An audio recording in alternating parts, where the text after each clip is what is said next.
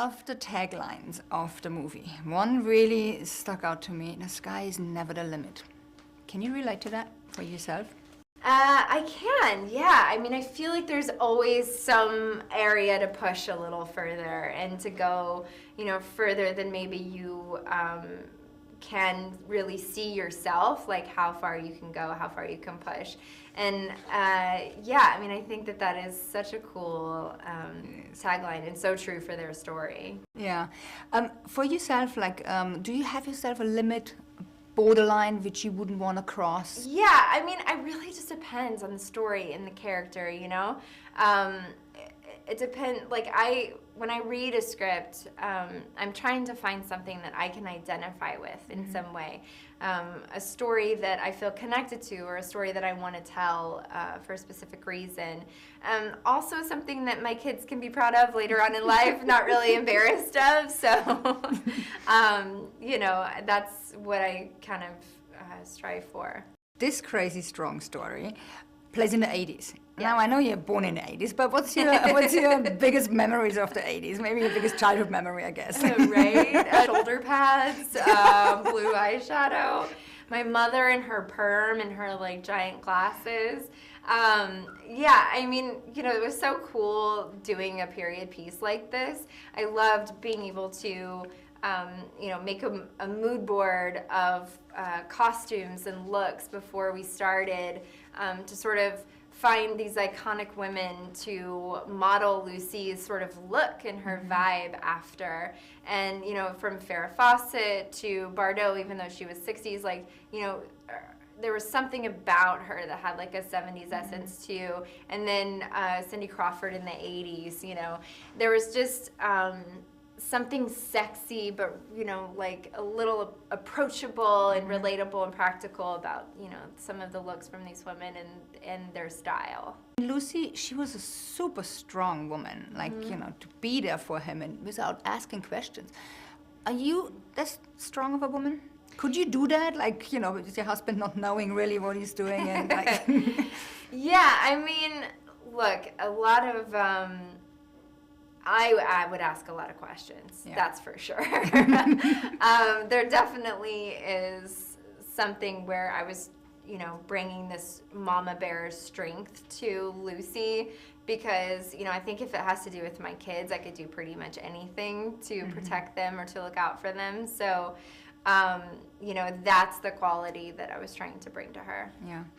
Tom Cruise. Who? that actor? Yes. Were you very nervous working with him?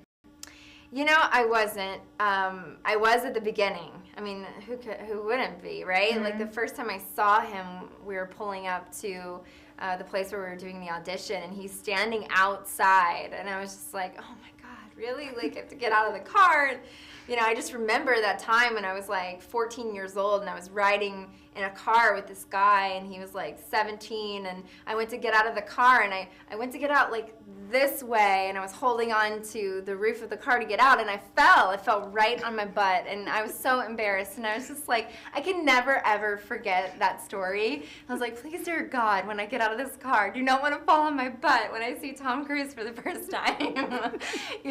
So it was just one of those moments where I was so nervous, but he is so warm. And so I feel like he really put me at ease right away and made me feel comfortable and made me feel I was supposed to be there. I was meant to be there. He wanted me to be Lucy, and that, encouragement all the time from him to just be so inclusive, it gave me this great freedom to be comfortable in, his presence and acting with him and everything.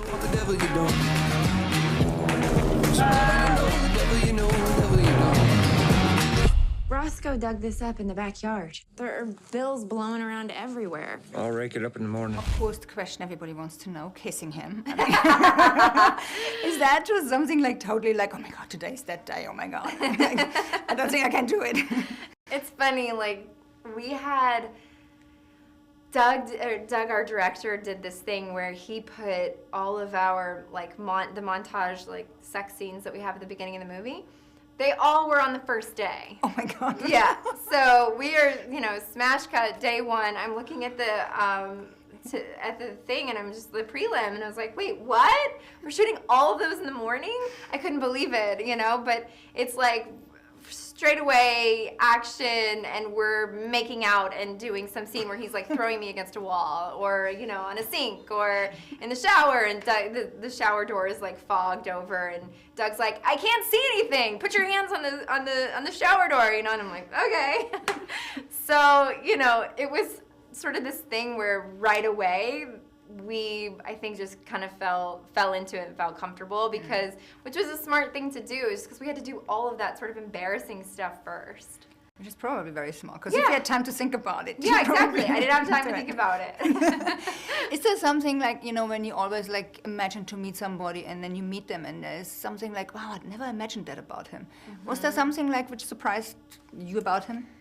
I guess that you sort of have this preconceived thing when you are watching someone in a film, or, if you see like a celebrity on social media or whatever, you kind of hope that they're the way that you imagine them, right? That they're like warm and inviting, and, these like sort of outrageous, characters. There's something about them that's like interesting in their real life. And when I met him, he was like above and beyond expectations. He was so great, and he really like gets to know every single person on set and their names and their families, and like that to me was really cool, and just I was so impressed by that with him.